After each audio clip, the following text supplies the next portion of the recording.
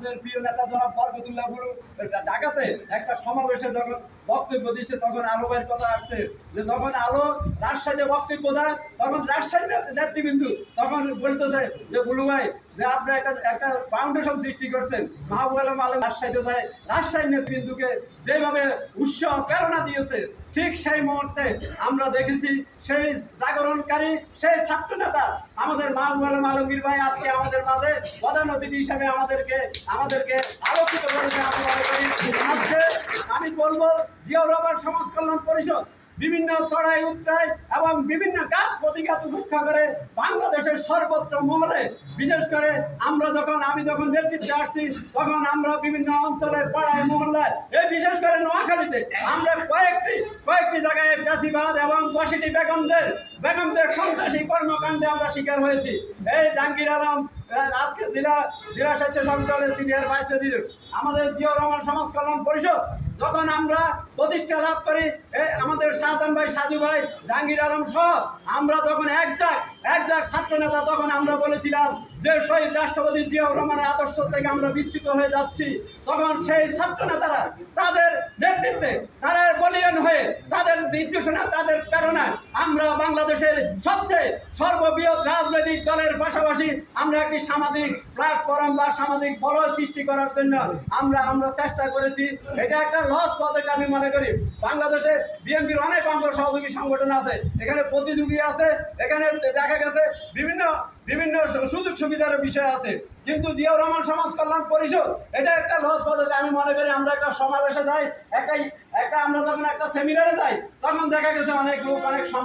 সমস্যা নিয়ে আসে কিন্তু বাধ্য হয়ে তাদেরকে দিতে হয় হয়তো আমরা দীর্ঘ 18 বছর আমরা রাজনীতি করেছি কিন্তু আমরা 18 বছর আমরা এই ফ্যাসিবাদের বিরুদ্ধে আন্দোলন সংগ্রাম করেছি। আমরা দেখেছি বিএনপির বিভিন্ন বিভাগীয় সমাবেশ থেকে শুরু করে বিভিন্ন সভা সেমিনার এবং জনসভাগুলোতে আমরা গেছি আমরা কি বিভীষিকাময় কি লোমহর্ষক ঘটনা এই শেখ হাসিনার এবং ফ্যাসিবাদের দূষণদেরকে উপেক্ষা করে আমরা পালিয়ে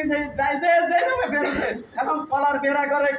কেউ নদীর সাথে কেউ যেভাবে বেরোছে ওই সবার সেমিনারগুলা তারা সফল করেছে এবং সেই সফলতার বহিঃপ্রকাশ শেখ হাসিনা গত 5 আগস্ট পালিয়ে যাওয়ার মাধ্যমে প্রতিস্থাপন হয়েছে। আজকে আমরা দেখেছি আমাদের এখানে আজকে মঞ্চে উপস্থিত আছেন জিয়াউর রহমান সমাজ কল্যাণ পরিষদের কেন্দ্রীয় প্রতিষ্ঠাতার সভাপতি এবং নীতি নির্ধারণী কমিটির সভাপতি জনাব এস.এম. শাহজাহান সাজু আমাদের মাঝে উপস্থিত আছেন। আমাদের আজকের যিনি প্রধান অতিথি আমাদের মাহবুব আলম আলমগীর ভাই উপস্থিত আছেন। আজকের সবার সভাপতি আমাদের সকলের প্রিয় এবং যিনি কর্মী বান্ধব আমি মনে করি সামাজিক বলয় সৃষ্টি করার জন্য সৃষ্টিকর্তা কিন্তু পদ পদবি কাউকে বলে আসে না কিন্তু তার সম্মান সেই উপর আল্লাহ থেকে নির্দিষ্ট হয়ে আসে। ঠিক আমাদের নূর আলম বাচ্চু ভাই আমরা ভেবেছিলাম এবং 5 আগস্টের পরে অনেক নব্য এবং হাইব্রিড নেতার অভাব নেই কিন্তু আমরা দেখেছি ওনার ত্যাগ ওনার যে শ্রম ওনার যে আন্তরিকতা এই ধরনের নেতৃত্ব দরকার আমি মনে করি সমাজ কল্যাণ পরিষদের। আজকে আমি এই বাচ্চু ভাইকে আন্তরিকভাবে ধন্যবাদ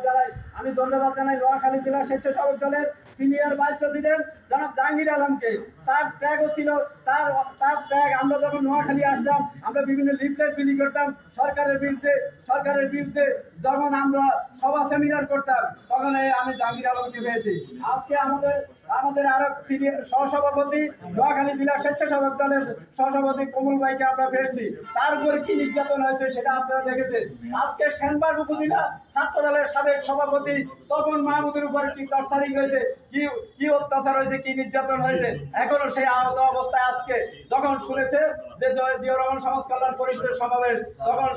সে এখানে চলে আসছে পা খোড়ায় আসছে। আমি তাকে আন্তরিকভাবে ধন্যবাদ জানাই আমাদের রকিকে এর সাবেক ছাত্র নেতা আমি মনে করি জেলা ছাত্র দলের নেতা আমাদের আনোয়ার হোসেন রকি হ্যাঁ রকিকে আমি মনে করি এই